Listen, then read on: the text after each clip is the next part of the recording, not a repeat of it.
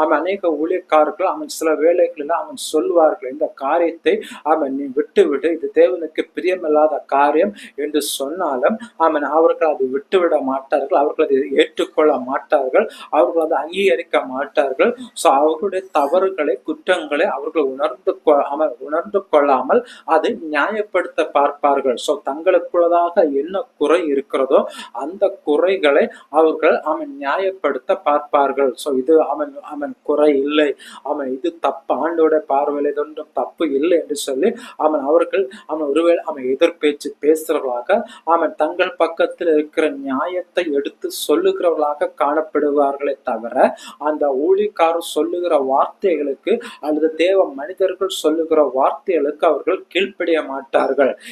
இந்த சம்பவத்தை தான் இங்கே பார்க்கிறோம். இந்த கல்லை புரட்டி போடுங்கள் என்று சொல்லும் போது மார்த்தாள்